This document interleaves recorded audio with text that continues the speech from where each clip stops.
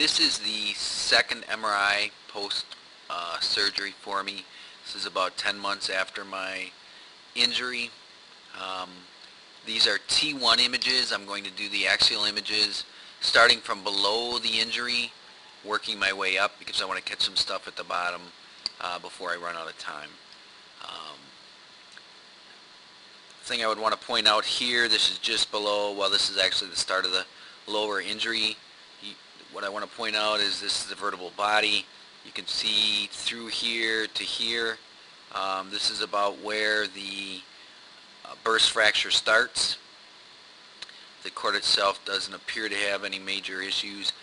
Please remember these are T1 images, so the cord itself will be lighter. Fluid will be darker. This is where it actually starts to get interesting. Notice that the cord itself is wedge shaped. Comes to a point right over here. This is probably the two different edges of the burst fracture. And notice that on this side, I think because there was maybe some time for healing, this edge is kind of balled up over here. Notice that it is pressing into the nerve root. Although it doesn't look like it's horrible at this point, I want to point it out in this section. Also notice that the nerve root itself, though, is much wider, going out to the left of your image on the screen here, which is really the right side of my body, but versus what's going out to the right of the image you're looking at.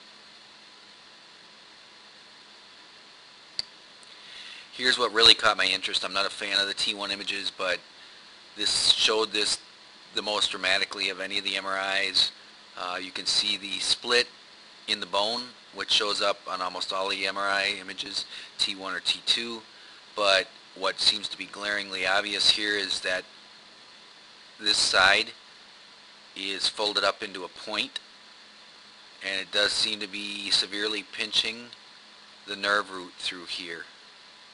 You can see how wide it is going out this side and how constricted it is right here. The other thing that I would note is this area, the cord all looks dark. It just seems to be all clogged up through this area. This shows up, this isn't an anomaly, it shows up on all of the images that I have, T1, T2, first, second, or third MRI. So, major concern right here. This is just above that, since we are working our way up from the bottom. The cord itself seems to have a diamond shape. The only other thing I would note is look at how different the nerve root path looks going off to this direction than to this side.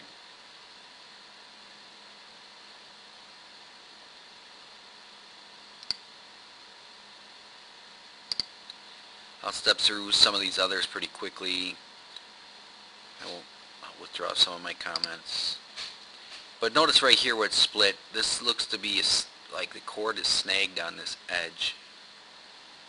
Whether it be the dura, I think everything's stretched so tight that the dura and the cord might be almost one at that point. Apologize for the dog in the background. She's going to yip. I can't do anything about that right now. Notice the, again, the nerve root going out.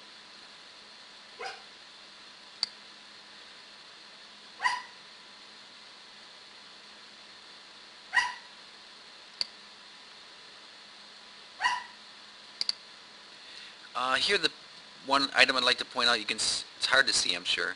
You can see the step in the cord going up into the fracture. The fluid around it out here.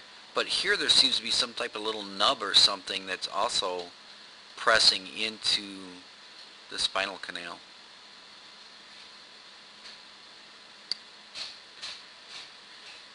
Again, we're going to, it's a double injury. This is the upper level. We're seeing it, elongation of the shape of the cord kind of into a quasi wedge shape.